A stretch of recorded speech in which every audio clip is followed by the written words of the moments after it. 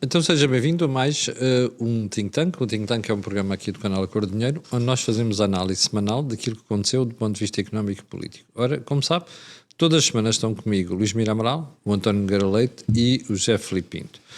Quais são os temas desta semana? Já lá vou. Antes de mais, quero lembrar que o Think Tank e os programas do canal são possíveis graças às parcerias que nós temos, as parcerias do canal, que, a saber, são a Prozis, a Bluecrow e ainda a Brainpower.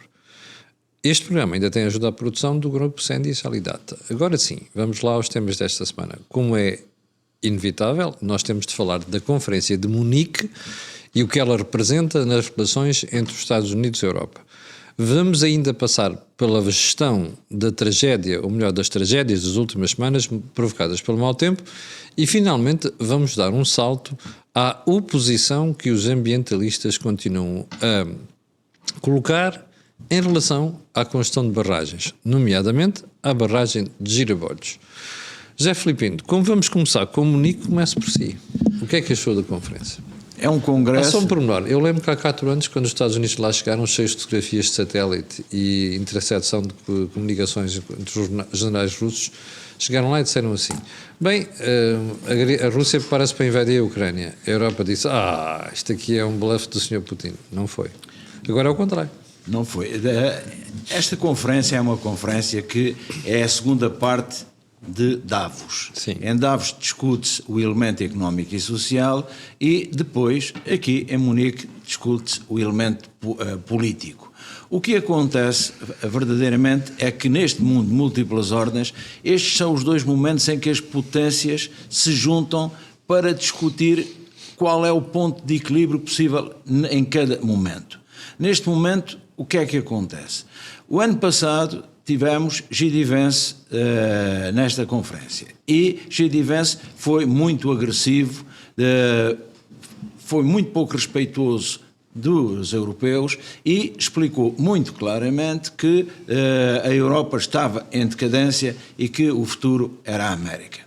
Caiu muito mal e percebe-se porque os europeus não estavam preparados para esta queda na realidade.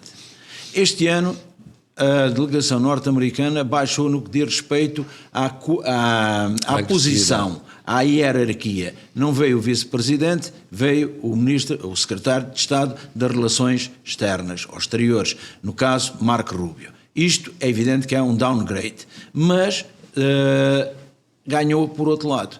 E porquê? Porque os Estados Unidos apareceram na conferência com cerca de 50 pessoas, uma grande embaixada. E Marco Rubio veio explicar o quê? Que, afinal de contas, o espírito europeu podia tranquilizar-se. Que eles, norte-americanos, eram filhos da Europa, que lembravam-se do passado europeu, enumerou muitos nomes da cultura europeia, mas depois deixou um recado. E o que é que acontece? Se mudou o tom, não mudou a substância. Sim, o conteúdo está lá. O conteúdo continua a estar lá. E qual é o conteúdo? Diz que nós somos demasiado exigentes, quase que, sob o ponto de vista climático, estamos a entrar numa posição que não é compatível com os novos tempos. Temos de nos lembrar que Donald Trump retirou os Estados Unidos do Acordo de Paris e acabou de ser premiado, homenageado por quem? Precisamente pelos exploradores de carvão nos Estados Unidos. Depois disse outra coisa muito importante, disse que verdadeiramente a Europa tinha de combater a imigração. Porquê? Porque correu ao risco de perder a sua essência. Se pensarmos, estes foram os 2 reparos que o ano passado Marco Rubio fez. O problema é a forma como os fez. É por isso que eu digo, mudou o tom, não mudou a substância. Filipe queria dizer J.D. Vance. J.D. Vance, sim. O que J.D. Vance fez o ano passado. O que é que acontece? Depois apresenta uma solução. E qual é a solução? Diz: venham connosco na viagem maga e juntem-se à nova definição do mundo. O que significa que a Europa, para ser mega, tende a aderir ao programa MAGA e transformar-se mesmo em MEGA, Make Europe Great Again. E reparemos aqui com quem é que ele depois se vai juntar. Vai juntar primeiro com Robert Fico, que lidera a Eslováquia, e hoje vai juntar-se com Viktor Orbán, que lidera a Hungria. Isto explica o quê? É a continuação daquela que é a ideia de Steve Bannon, da internacional populista cultural ou identitária, um pouco por todo o mundo. É, basicamente, enquanto os socialistas diziam proletários de todo o mundo, univos, agora é populistas, culturais ou identitários, nacionalistas de todo o mundo, univos. E por isso mesmo, o que é que fica das palavras de Marco Rubio? Ele, que é filho de imigrantes, cubanos, no caso, tem uma posição muito contrária à imigração. Depois tem uma posição que eu digo que é quase extrema no que diz respeito às alterações climáticas, muito próximo do negacionismo. E depois temos de perceber que não esteve sozinho lá. A Europa teve voz. E eu fiquei incomodado também com a resposta europeia. E porquê? Porque Ursula von der Leyen está transformada claramente num falcão. E porquê é que está transformada num falcão? Ela acabou de dizer, nesta conferência, que a Europa devia, há um artigo, que é o artigo 42º, número 7, aqui do Tratado de Lisboa de 2007, que é quase como uma replicação do artigo 5º da NATO, que significa que se um país europeu for invadido, um país da União Europeia for invadido, sim, os outros países devem prestar-lhe todo o apoio. O que é que isto quer dizer? Ela diz que temos de revitalizar. Ora, ela não percebeu que a Ucrânia ainda não está na União Europeia. Ela ainda não percebeu que neste momento não há nenhum país da União Europeia a ser invadido. Isto é uma posição complicada. Depois tivemos Zelensky. O que é que Zelensky foi fazer a Munique? Foi lembrar um outro acordo, o Acordo de Munique de 1938. E disse o quê? Isto não fica aqui. Se as concessões da Ucrânia pensam que ficam sossegados com as concessões da Ucrânia, não. As concessões da Ucrânia vão ser iguais às concessões que foram feitas a Hitler. E ele não nomeou Hitler, disse que era o antigo Putin. O que significa o quê? Que verdadeiramente há aqui uma continuidade. Mas tem razão, não é? Toda aquela história, Sudetendeutschland e companhia, acabou muito mal na altura. Acabou muito mal, e há um dado que nos deve preocupar. Neste momento, eu sei que vão ficar incomodados, mas neste momento começa a circular no Kremlin que a Lituânia não está a respeitar os russos aí residentes. E isto lembra-nos os Sudetas, lembra 1938. E eu chamaria a atenção que foi em 2023 o governo da Lituânia não renovou a autorização de residência a um número considerável, foram mais de 1000 russos e bielorrussos. E o governo da Bielorrússia, já percebemos que nada, não é mais do que um fantoche nas mãos de Putin. Sim. Mas o governo russo mostrou o incómodo. E porquê? É que hoje na Lituânia vivem 16 mil russos. E na Lituânia vivem 58 mil bielorrussos. O que significa que numa população tão pequena, a sua influência é muito grande e sempre pró-Kremlin. E nada implica que a Lituânia não seja o próximo país onde, a pretexto de defender o povo russo que está a ser escravizado, Putin venha a intervir. E nós temos de perceber que os países bálticos estão à mão de semear de Putin. Tanto a Lituânia, como a Estónia, como a Letónia. E, portanto, é preciso muito cuidado com esta questão. O que é que fica desta conferência? A ideia de que no mundo, este mundo hoje, sendo um mundo de múltiplas ordens, não há ordem mundial, não há ordem única. Significa o quê? Cada país, cada potência interpreta de acordo com os seus valores. E eu chamarei a atenção que o representante, não foi Zelensky, mas o representante dos negócios estrangeiros ucraniano reuniu-se com o representante dos negócios estrangeiros da China. O que é que a China prometeu? Mais ajuda em termos de energia e mais reconhecer que a Ucrânia, tal qual como a China, tinha direito à integridade territorial.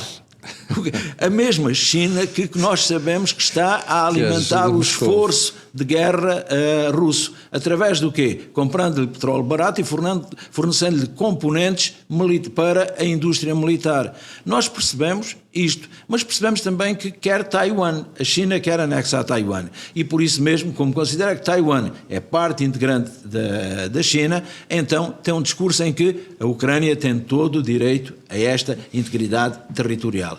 O que é que no cômputo geral, o que é que podemos dizer? Juntam-se ali todos os interesses. E o que acontece, esta é uma cimeira de interesses. E estes interesses são cada vez mais pontuais. O problema é quando eles não são complementares, são incompatíveis. Porque o que é que acontece? O negociar com todos, o falar com todos, é possível se os projetos não forem incompatíveis. E há aqui projetos claramente incompatíveis. Claramente. O que é que Kaja Kallas disse? Que nós não aceitamos lições, que nós temos os nossos princípios, temos os nossos valores, que não estamos decadentes, que esta é uma Europa dos novos tempos, uma Europa progressista. O que nós percebemos claramente é que há aqui uma luta que os Estados Unidos estão a transportar para o mundo, a luta que têm internamente. A luta entre um wokismo que está a crescer e um conservadorismo que ainda cresce mais. E eles estão a transportar isto para o mundo. Daí eu falar na internacional populista, cultural ou identitária. O que é que... Eu sei que os líderes europeus aplaudiram de pé Marco Rubio, sentiram-se muito descansados, mas esta é apenas a bonança que antecede as divergências são claramente. As divergências são claras. Agora, há um dado importante, a meu ver. O futuro da relação transatlântica não será o passado da relação transatlântica, mas a NATO vai permanecer. A NATO vai permanecer, ainda com menos investimento dos Estados Unidos, mas com a presença dos Estados Unidos. Isso é um dado muito importante. Agora, é evidente que a Europa terá de fazer o seu trabalho. E não é por acaso que, neste momento, com a questão do nuclear, a Alemanha, que não tem nuclear, já está aproximada da França. É a dissuasão. A Espanha já está em contraciclo. A dizer que este vai ser um investimento que não se justifica. É evidente que nós temos de perceber uma coisa muito simples. A segurança é o resultado da defesa que façamos ou não façamos. Obviamente. E este é um dado muito importante. Tranquilo, depois desta conferência, não. É mais uma prova de que, verdadeiramente, este é um mundo de múltiplas ordens. E cada um interpreta o quê? O mundo à sua maneira. António. Bom, eu penso que no tom foi um bocadinho diferente da anterior. Porque de facto Marco Rubio acabou por dizer coisas muito semelhantes a J.D. Vance, mas nota-se em Marco Rubio que não há aquele desprezo e o ódio pela Europa que existe em J.D. Vance, e que é um bocadinho difícil de explicar. Exatamente. Porque nenhum continente é mais próximo dos Estados Unidos do que a Europa, e o próprio Marco Rubio veio explicar isso mesmo.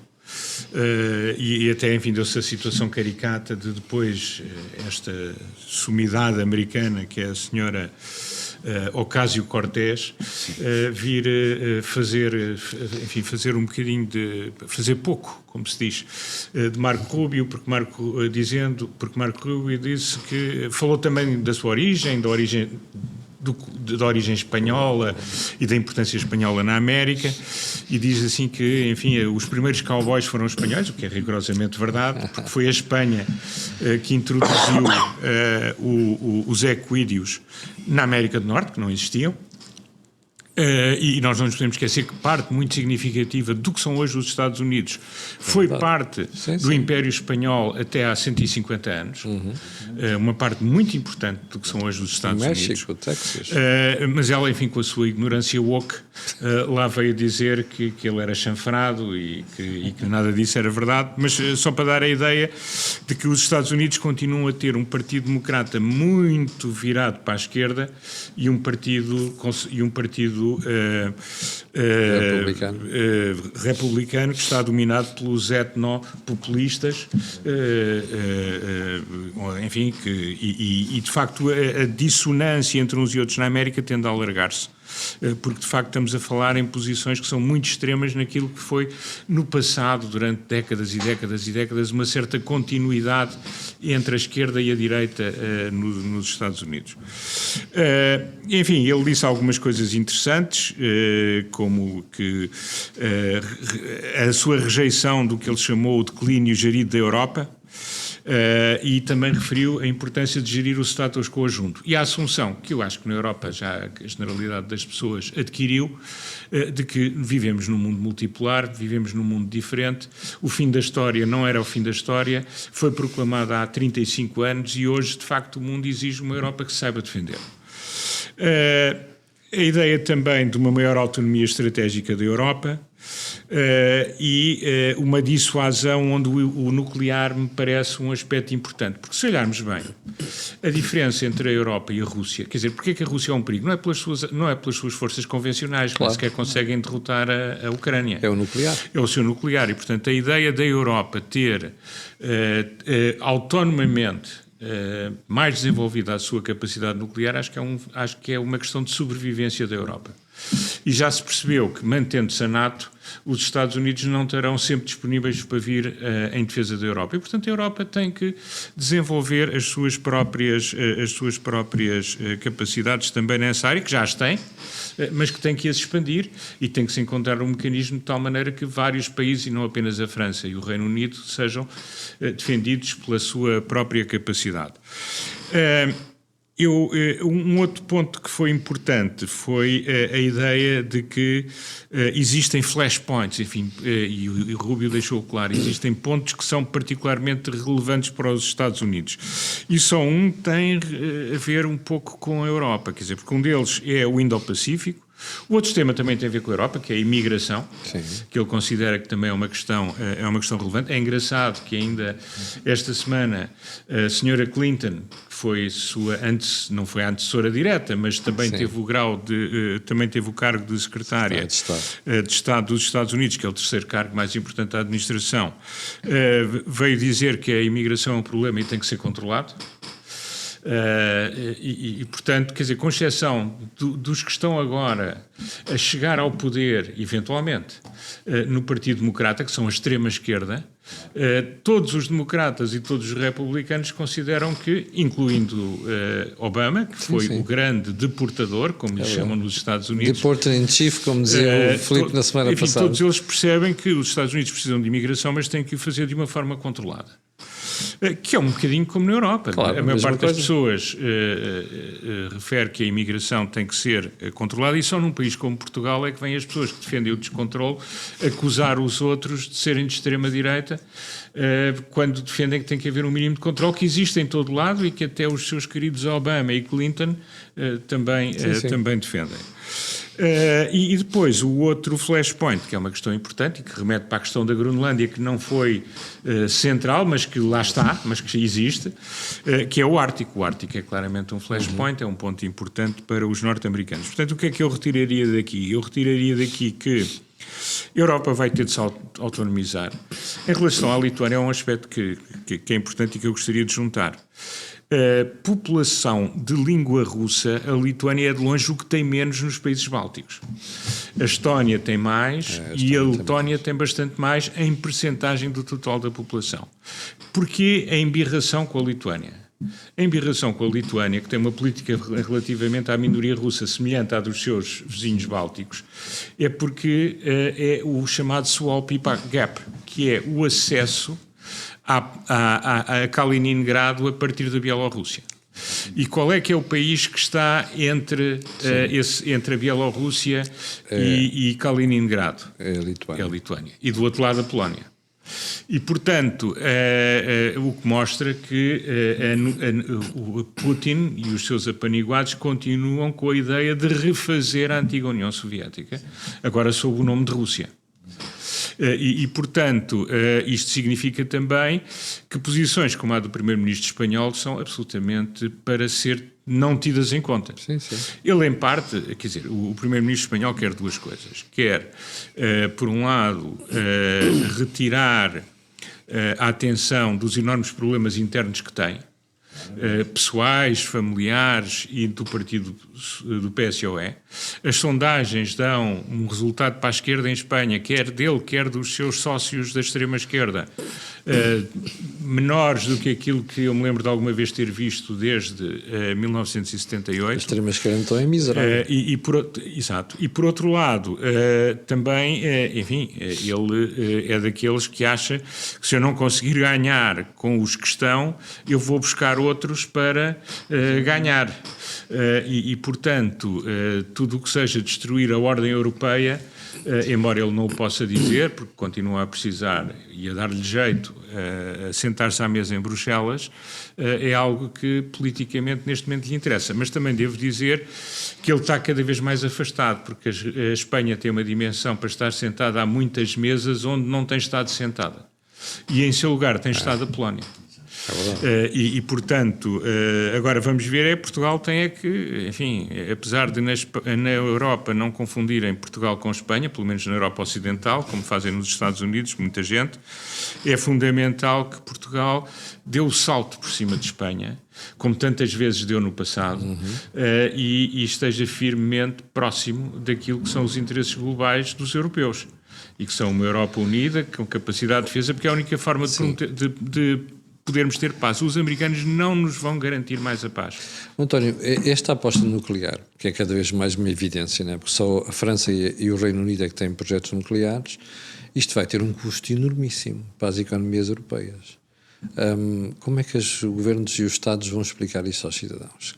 Que é preciso gastar mais? Os cidadãos têm que perceber uma coisa, e é isso que eles têm que perceber. Ou nós nos conseguimos defender, ou vamos viver em protetorado. Uma parte importante da Europa vai viver sob protetorado russo. Portanto, o que é que eles preferem? Preferem investir na defesa e ter autonomia, ou preferem ser um protetorado da Rússia? E os Estados Unidos, naturalmente, tomarão conta, não como parceiros, mas como tutela do lado ocidental. Portanto, eu acho que Portugal, ao contrário daquilo que alguns em Portugal desejam, que é ter um mini Putin, e ficam todos exaltados e contentes cada vez que o Putin diz que chega a Lisboa, eu acho que os americanos nunca deixarão que esta vertente ocidental atlântica, onde está a França, onde está o Reino Unido, mas a Alemanha já não sei, possa ser domínio de uma influência russa. Portanto, os europeus neste momento podem ser autónomos.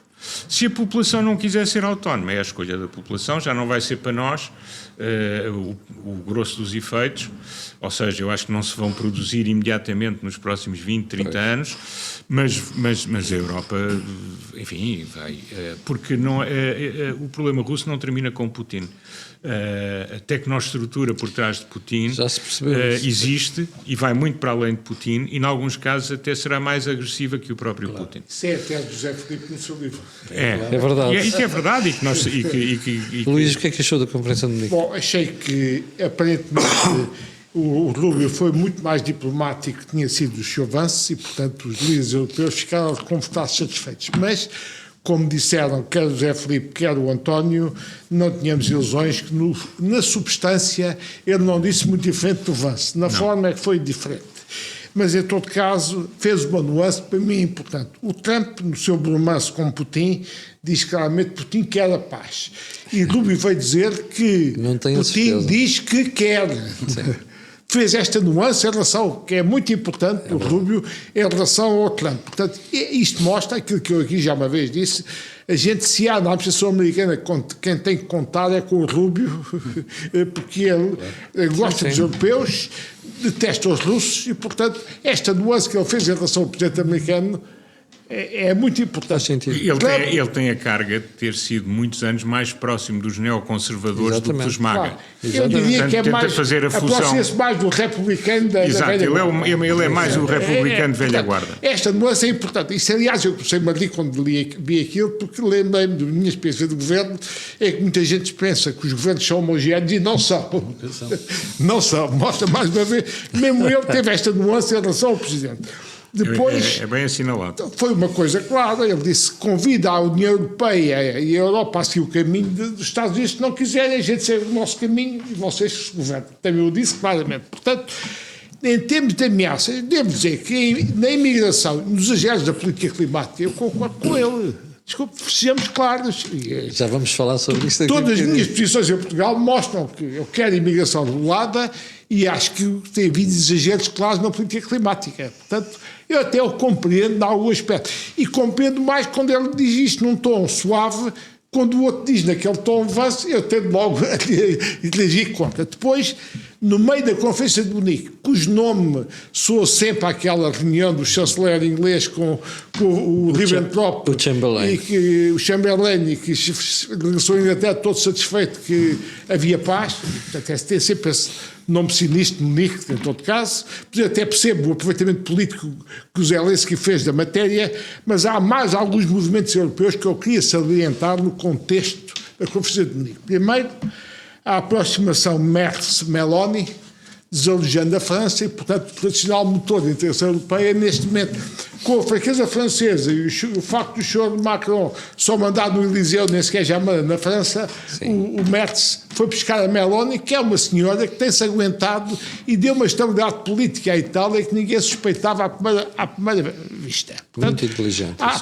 O novo eixo Merz-Meloni. E neste novo eixo, a Espanha começa a estar mal vista na Europa, está muito mal vista já, o Sr. Sánchez está muito mal visto por uma grande parte dos cidadãos espanhóis, e o pessoal na Europa acho que começa a perceber o que a casa gasta com o Sr. Sánchez. Portanto, Portugal tem que ter o savoir-faire e a sagesse, dar o salto, ligar seriamente à França, à Alemanha, ou eventualmente à Itália, que eu acho que com o governo Montenegro é mais fácil do que fosse com o governo Costa, que era grande amigalhaço do Sánchez.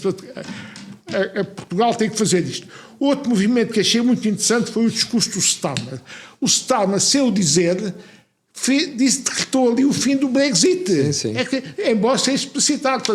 E disse claramente que, em termos militares e económicos, está na Europa, na União Europeia. Disse-o claramente, portanto, que estou ali o fim do Brexit. Aliás, Luís, o Reino Unido tem estado a fazer nas últimas semanas declarações constantes de aproximação através da Europa.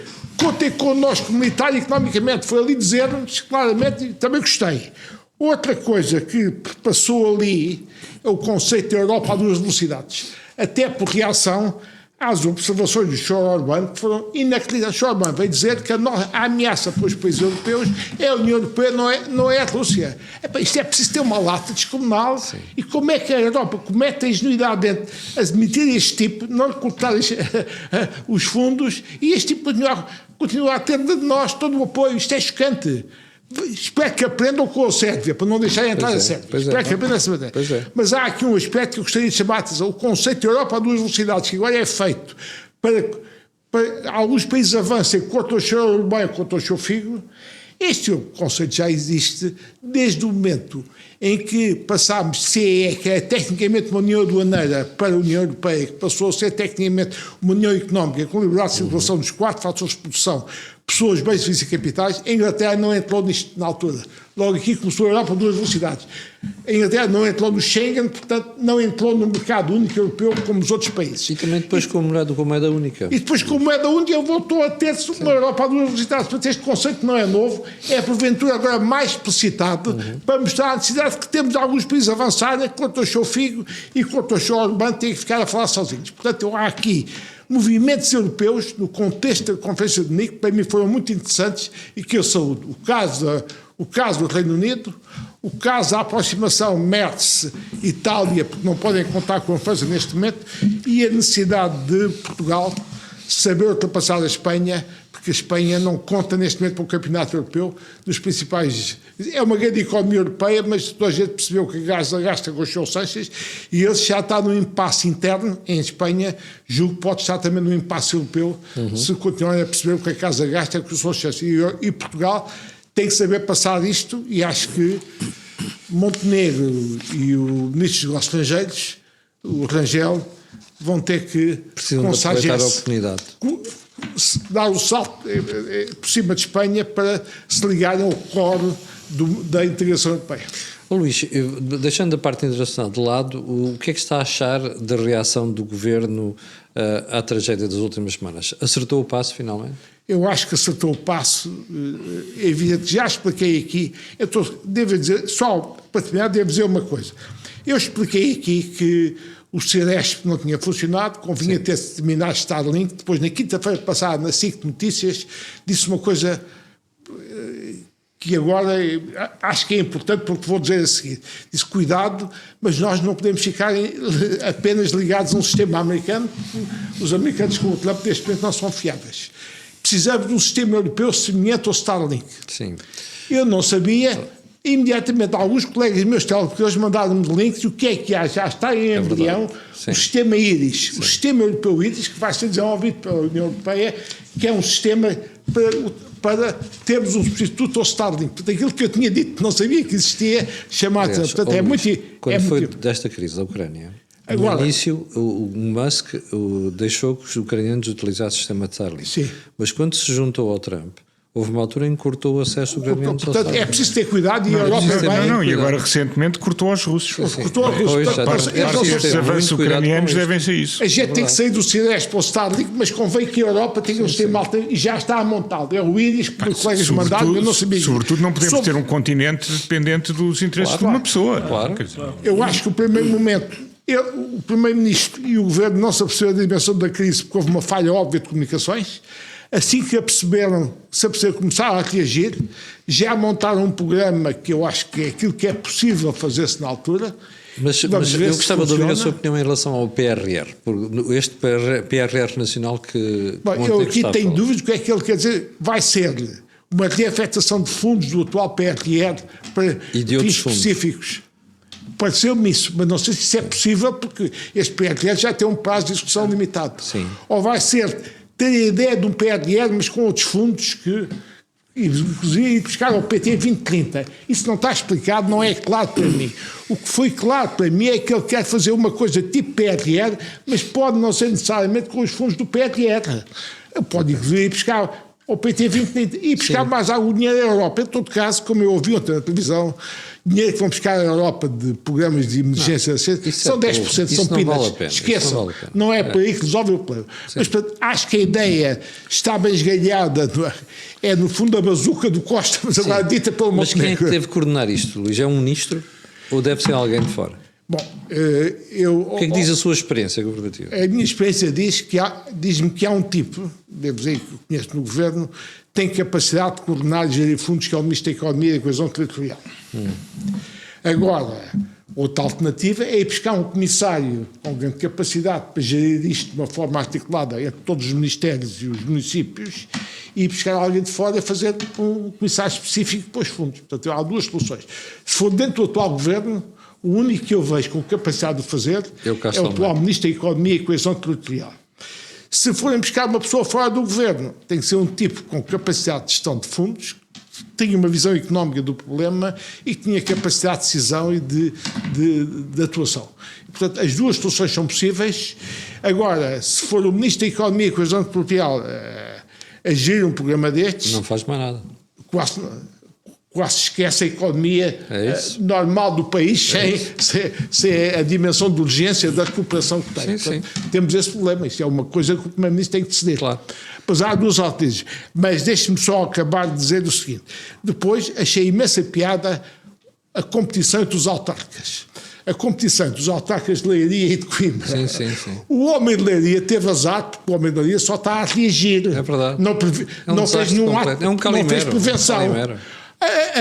A autarca de Coimbra, a professora Ana Brunhosa, teve a sorte, e as dores de cabeça, de gerir a prevenção da crise das cheias. Portanto, teve um protagonismo mediático muito superior ao autarca de Leiria, porque atuou na prevenção. Ela estava ali a dizer às populações que não saiam ainda, mas se for preciso vão sair, ocupar as casas, porque veio a cheia total. Portanto, a senhora teve muito mais espaço mediático, sabe fazê-lo muito bem, e tanto que sabe fazer muito bem que o Sr. Presidente da República foi pegar a boleia, foi se juntar a ela e fizeram os dois um autêntico show mediático. E eu achei imensa piada à prova dos vinhos em Coimbra. Reparem, vejo esta cena feita com o Presidente da República Mendes Popular e com a autarca do PSD. Sim. Teria caído tudo em cima deles, dizendo: estão populações aflitas, e vocês a uma sofrer. prova de vinhos.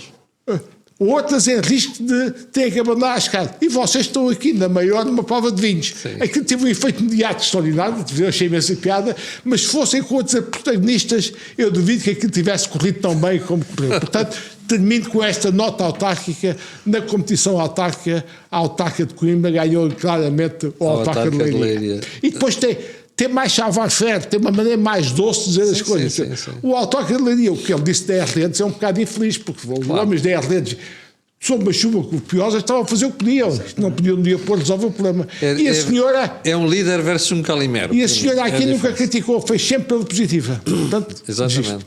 António, o que é que estás a achar da gestão da crise? Bem, eu, de uma forma geral, tenho a mesma leitura do Luís Meira Amaral.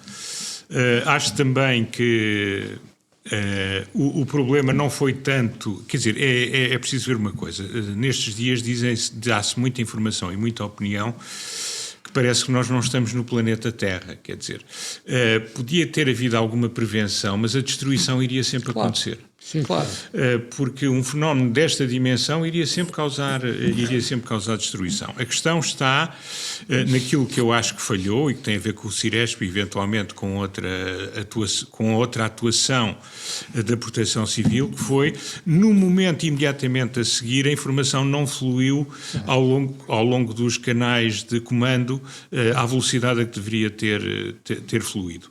E, portanto, alguns erros iniciais, a questão da ministra, que já não vale a pena falar, mas que também não ajudou à ideia de uma gestão competente da crise, e depois o aparecimento do Primeiro-Ministro e de facto, sendo aqui importante também destacar o bom trabalho da APA na gestão, que é mais fácil, mas que mesmo assim é tecnicamente complexa, deste fenómeno de inundações lentas, porque nós não estamos a falar em flash floods, não estamos a falar em inundações imediatas, estamos a falar em inundações lentas, mas que podem ser mais ou menos graves, consoante se faça uma adequada gestão das barragens, da coordenação com a Espanha, e aí a APA esteve sempre a prevenir, e portanto o seu presidente e a organização, eu acho que estão de parabéns, muito apoiados também pela Ministra da Tutela, que também comunica melhor do que os seus colegas de governo, nomeadamente que a sua antiga colega da Administração Interna. Também não é difícil. Não é difícil. Não é difícil. E, portanto, este aspecto da comunicação é importante. Deixe só por menor. Eu acho que o Primeiro-Ministro na posição de Maio também atuou bem. Aquela ida dele. Entre Primeiro-Ministro e Maio já atuou bem. Eu acho que o Primeiro-Ministro foi dos membros do Governo que esteve melhor.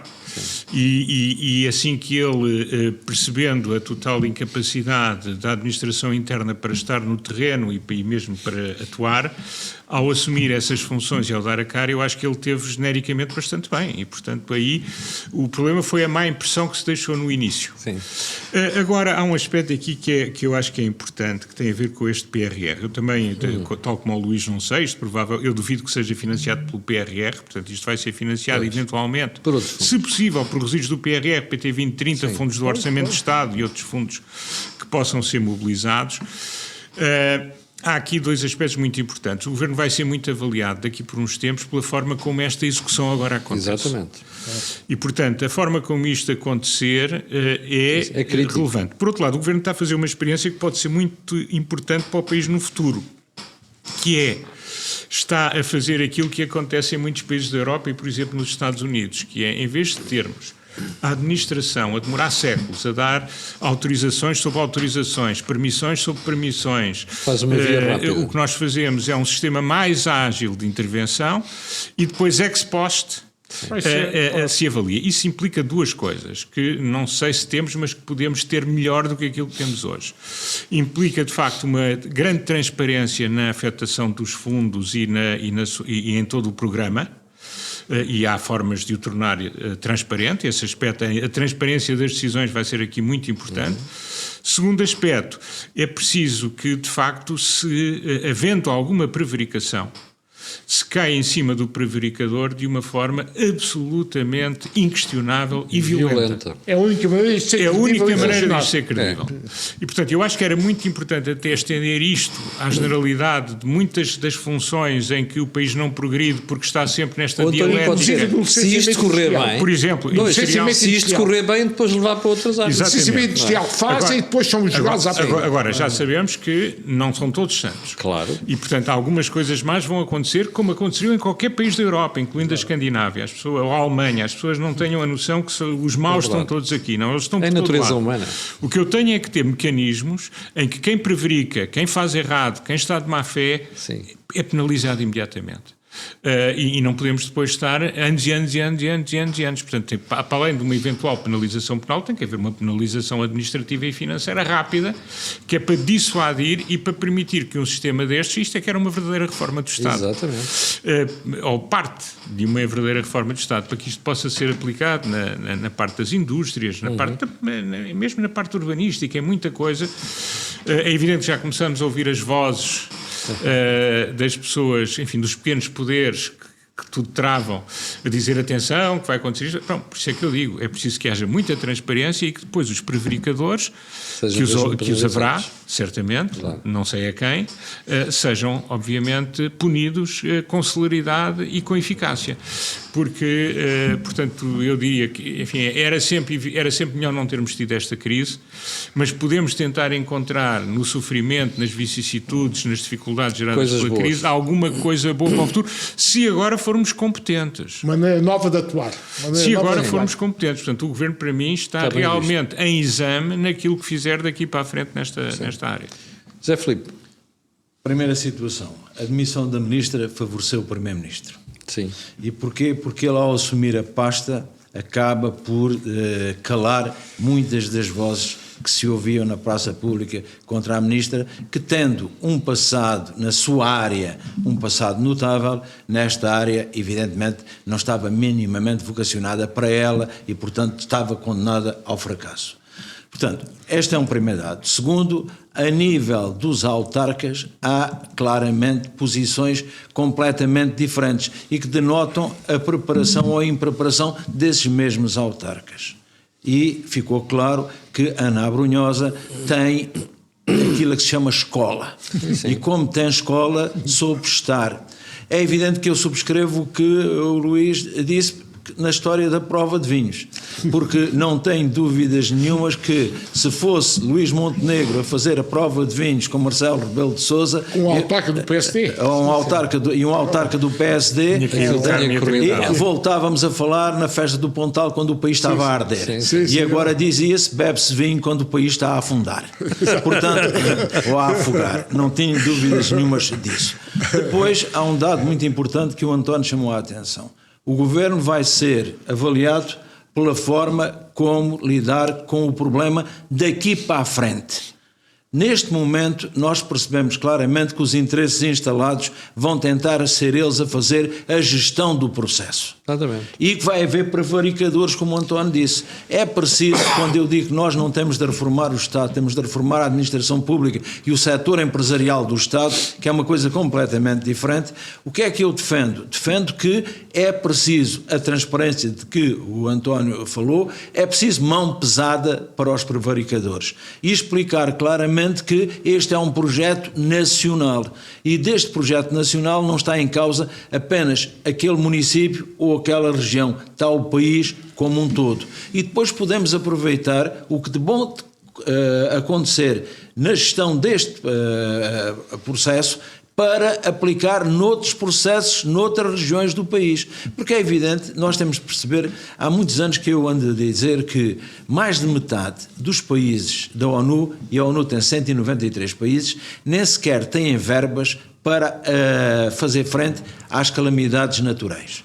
Escusam de procurar calamidades humanas, guerras, porque eles não têm recursos suficientes para atender à satisfação das populações em caso de crises naturais, como por exemplo um tremor de terra, um ciclone, como por exemplo qualquer explosão de um vulcão não têm condições para lidar com eles. Isto significa claramente que nós temos de fazer uma gestão muito criteriosa dos recursos. E o que eu chamaria a atenção prende-se com isto. O Governo tem aqui, no meio desta calamidade, uma oportunidade. E o que é a oportunidade? Sabemos que é um governo de maioria relativa, sabemos claramente que este governo vai ser muito pressionado, até porque tem agora um presidente que, não sendo um reformista, não é alguém que, do golpe de asa que permita, portanto, apoiar um governo numa visão reformista, e percebemos que o Chega, devido aos resultados que André Ventura conseguiu, 1 em cada 3 portugueses na segunda volta votou no Chega, ou no candidato do Chega, portanto vamos perceber que vai tornar-se muito mais ainda interventivo e provavelmente vai apostar na costela antissistema. Então o Governo tem claramente de se aperceber da forma de ligar. Nós não temos governadores civis, então de se ligar ao poder local. E não em função da cor, mas em função da competência. E o exemplo com Ana Abrunhosa é fundamental. Ana Abrunhosa derrotou o candidato da AD, mas o governo da AD percebe que ela percebe a região em que está inserida. Ela começou no PSD. Mas Ela ainda há poucos anos foi candidata do PSD à presidência da Assembleia Municipal da Meda. Nem foi nomeada para a CCR pelo governo de Passos Coelho. Eu questionei uma vez sobre isso e ela disse-me assim: olha, Camilo, sabe como é nas autárquicas? Nós funcionamos não em função de partidos, mas pessoas que nós conhecemos, de maneira que foi uma pessoa que me convidou e eu aceitei. Foi a explicação que ela me deu. O que explica é que tem de haver uma melhor coordenação entre o poder central e o poder local. E ficou muito claro que o Governo Central se dava melhor com a Ana Abrunhosa do que inclusive com outras autarquias lideradas pelo PSD. Porque aí entra muito o culto da personalidade local, em que muitas das pessoas que são eleitas pensam-se quase um primeiro-ministro da sua região. Sim. E esta questão de agora se voltar a falar na regionalização aponta para isso, de alguém que localmente considera que verdadeiramente dispõe de um poder e de uma autoridade que não corresponde à realidade. O que é que eu penso? O Governo tem aqui uma oportunidade, mas atenção, o Governo vai ser julgado pelo que fizer e a forma como fizer. E não pode esperar uma segunda oportunidade. Significa que se o Governo fracassar, não conseguir gerir bem este dossiê, será o fim da legislatura. E não tem dúvidas que não durará 3 anos e meio. Ao contrário do que Luís Montenegro diz. Portanto, Luís Montenegro... PS e Chega vão-se mexer claramente para derrubar o Governo, se alguma coisa correr mal. Claramente, e por isso mesmo é preciso ser assertivo. Eu concordo com o Luís. Ou vamos buscar um comissário que seja aceito maioritariamente, porque unanimidade nós temos de perceber que nem Jesus Cristo teve. Portanto, aqui é a mesmíssima coisa. Que seja aceito maioritariamente, ou então temos de arranjar, só temos um ministro, e eu concordo, é precisamente esse nome, que tem capacidade para quê? Para gerir fundos. Agora, vamos perceber claramente que ele é ministro também de uma pasta. E uma coisa, se calhar precisamos só de um ministro só para gerir fundos. Convém não esquecer a economia. Sem esquecer a economia. Este dado é importante. Continuo também, eu não sou economista, deixo isso para o António, mas continuo, como o Luís disse, a não saber de onde é que virão as verbas. Agora isto dá-me a ideia, porque quem fala na cor do dinheiro e no mielheiro é sempre o Camilo, eu penso que o Governo tem de começar a fazer um mielheiro. E é que este PRR será este mielheiro. O que é este mielheiro? Uma parte do capital de que dispõe, do capital não, do dinheiro que dispõe, utilizá-lo como salvaguarda, aquilo que se chama a almofada de segurança. E esta almofada de segurança será apenas usada em situações em que o país careça dela. É mais ou menos aquilo que nós percebemos, a situação de conforto. E esta situação de conforto não é preciso ser uma grande almofada, mas tem de ser uma almofada, pelo menos para o primeiro impacto, para garantir que um fundo é aquilo que se chama, como os condomínios têm, um fundo de reserva. Eu penso que o Governo vai ter de gerir também isso. Luís, vamos para as barragens. Eu estava ontem a ouvir uma senhora, Maria de Lourdes Cravo, da Associação Ambientalista Zero na RDP Notícias. E às tantas diz assim a senhora, quando o jornalista lhe pergunta: olha, então esta gestão das cheias de Mondego, e ela começa por dizer: eu ouvi dizer que aquilo dos diques nem estava completo, nem tem sido bem gerido. Quase que dar a entender que os diques eram suficientes para resolver o problema. E depois, quando chegámos aos girabolhos, diz a senhora que o Governo estava a utilizar esta comoção criada por causa das cheias para estar a apressar uma barragem que não faz falta. Isto é outra vez a pancada ultraambientalista. Deixe-me dizer neste tema, primeiro, uma nota pessoal. Eu gosto muito de hidráulica, até que tive 2 cadeiras, tal como os engenheiros civis, porque a gente de eletricidade ia tratar da eletricidade, tínhamos de saber tanto de barragens como outros. Barragens. Depois tive esta experiência na EDP, também fiquei a conhecer todas as barragens portuguesas. E o que é que nós temos aqui? Nós temos 4 interligações hidráulicas com a Espanha, pelo Rio Minho, pelo Rio Douro, pelo Rio Tejo e pelo Guadiana. Acontece no Rio Minho. No meu tempo da EDP falou-se de fazer lá uma barragem que era de Sela, não chegou a ser feito. No Douro, o que é que temos? Temos em Espanha a barragem de Ricobaio, que é no Wesley, que é o afluente do Douro, que alimenta depois as nossas barragens. Depois, no Tejo, temos a barragem de Alcântara, que alimenta as nossas barragens. Qual é o nosso problema? No Guadiana não temos barragens. Não estou a dizer Cedilho. Em Espanha é Cedilho e Alcântara, as duas. Qual é o nosso problema? É que eles têm essas barragens, depois nós, as barragens que temos no Douro e no Tejo, são centrais a fio d'água. O que é que significa centrais a fio d'água? É o inglês, o run-off river. É a água a correr. A água a correr não tem capacidade de armazenagem. Portanto, uma central da Albufeira, a água vem, mas é armazenada. Na Albufeira só é descarregada quando é interessante produzir eletricidade. Exemplos, a Guieira e Guadiana. E Alquepa são centrais de Albufeira.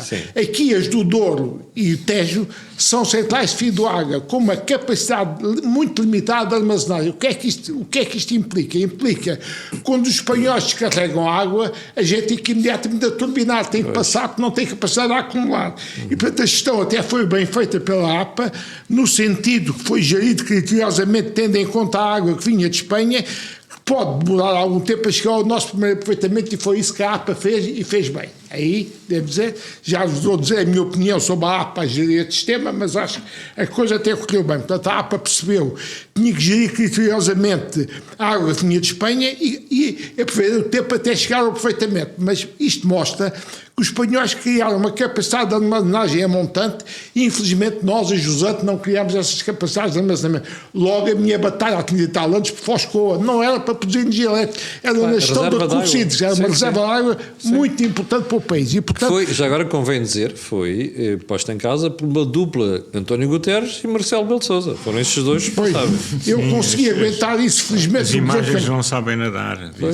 Eu consegui aguentar essa batalha no governo de Cavaco Silva contra o Durão Barroso, aguentei, a gente não desistiu, mas veio o governo de Guterres, cedeu aos paleolíticos e foi um desastre. E eu até disse uma coisa que já há de se fazer num dia, quando não sei, porque aquilo é essencial para o nosso aproveitamento de recursos. Exatamente. De recursos.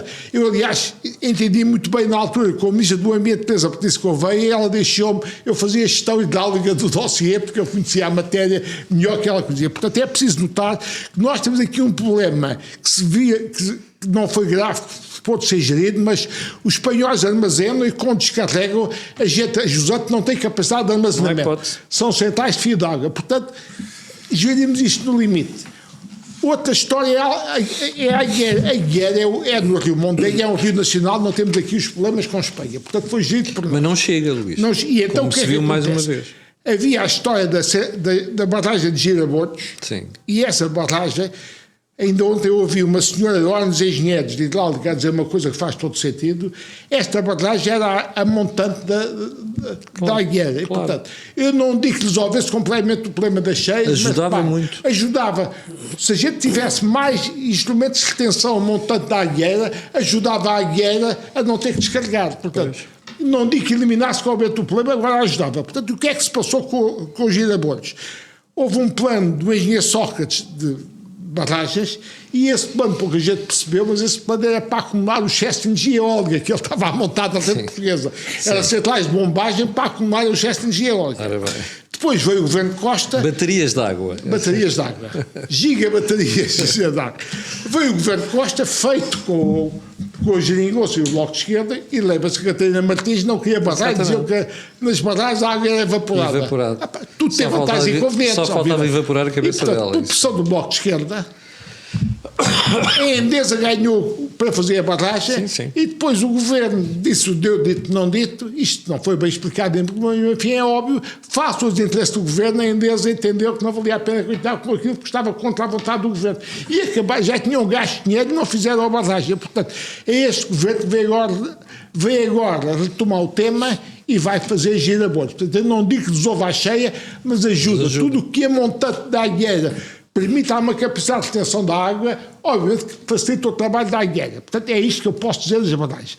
Agora, também uma nota sobre a APA. No meu tempo, e até há alguns anos, havia uma Direção-Geral de Recursos Hídricos, havia um Instituto da Água, que eram instituições especializadas com engenheiros hidráulicos para tratar deste tema. Sim.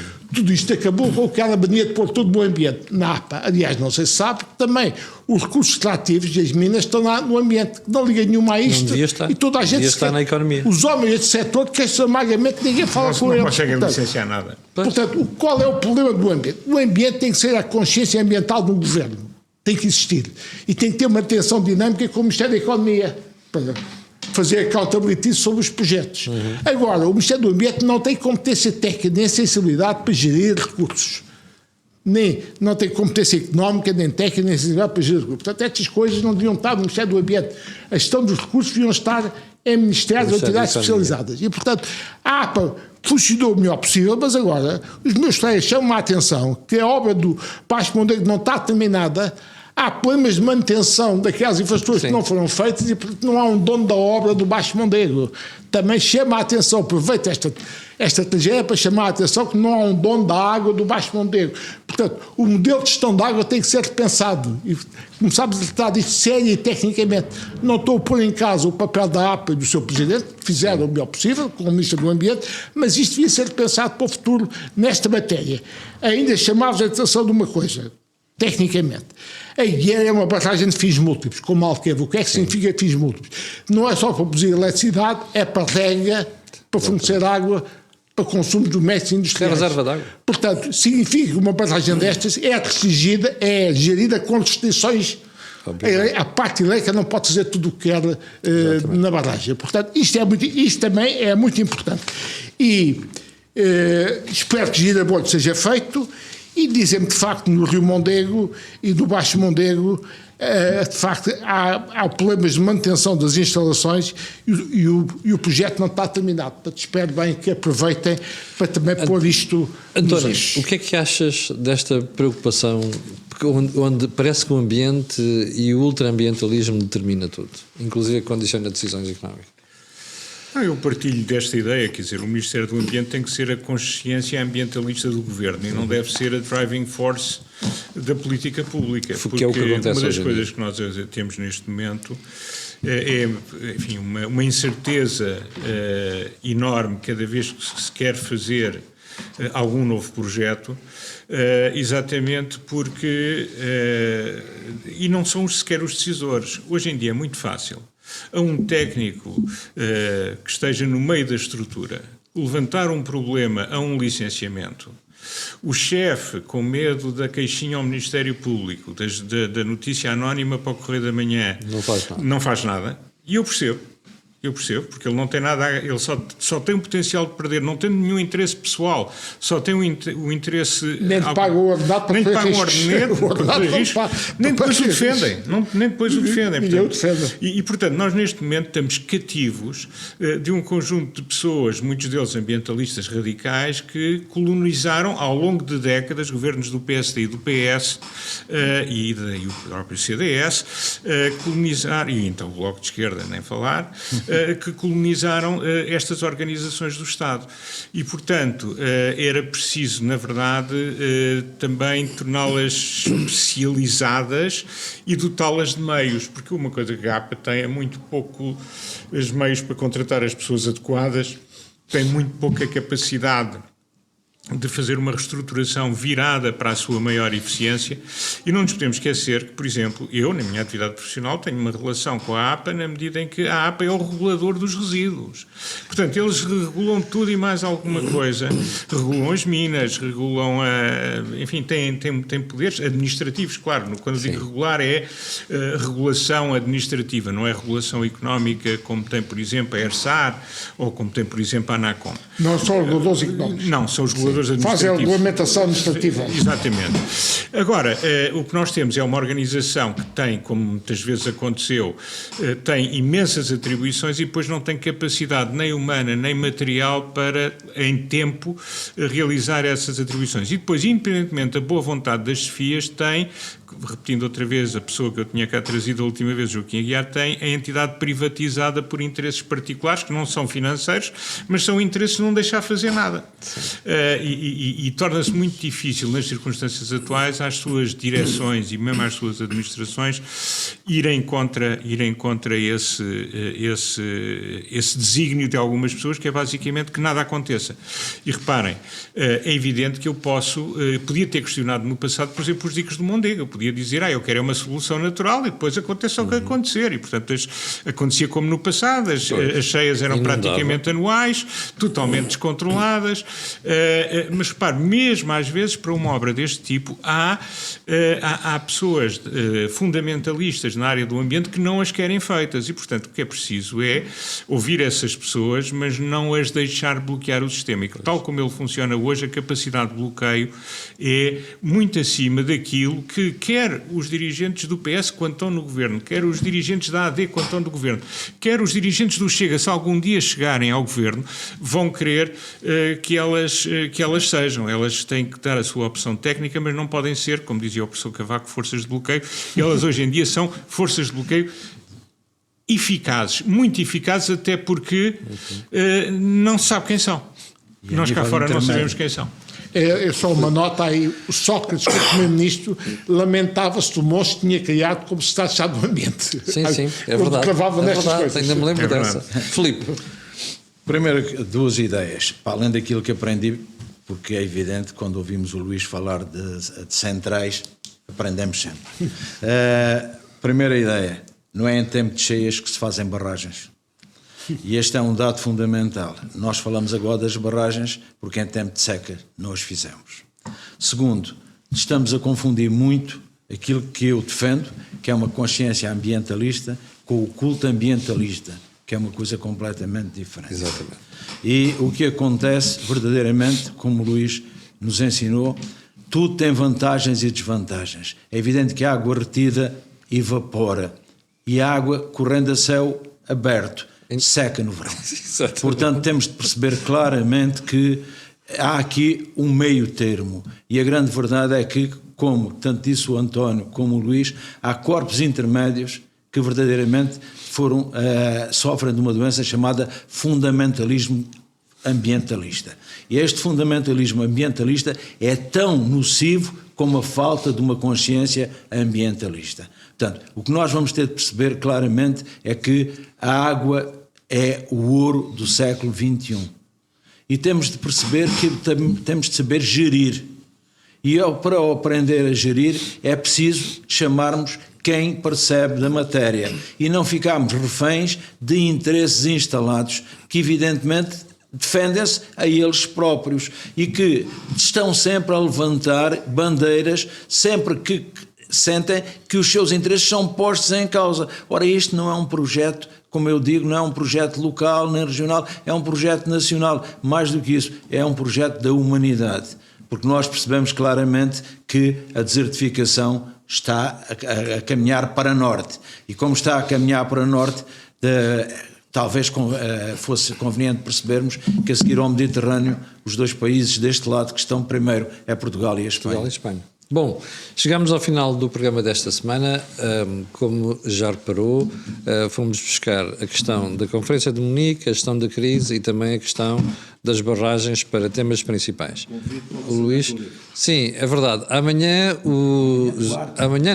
Quarta-feira, o José Filipe Pinto apresenta o livro, aquele que mostrei aqui na edição passada, na Universidade Lusófona, ali no Campo Grande. Portanto, se quiser aparecer, já sabe, a entrada é livre, não é, José Filipe? É livre e ficam a saber que quem apresenta são os três intervenientes desta mesa que me deram essa honra. Será um prazer ouvir o que eles pensam sobre aquelas que são as minhas reflexões. Muito bem, está convidado, já sabe, depois da manhã na Universidade Lutófona. Antes de irmos embora, 5h30 da tarde, antes de irmos embora, quero lembrar só que o canal A Cor do Dinheiro tem várias parcerias do canal, a saber a Prozis, a Blue Crow e a Brain Power, que nos ajudam a fazer isto de forma absolutamente, e eu quero dizer isto, absolutamente independente. Nós voltamos na próxima terça-feira, mas já agora, não esquecer, amanhã às 8 da manhã, eu cá estarei para lhe atazanar o juízo. Muito obrigado.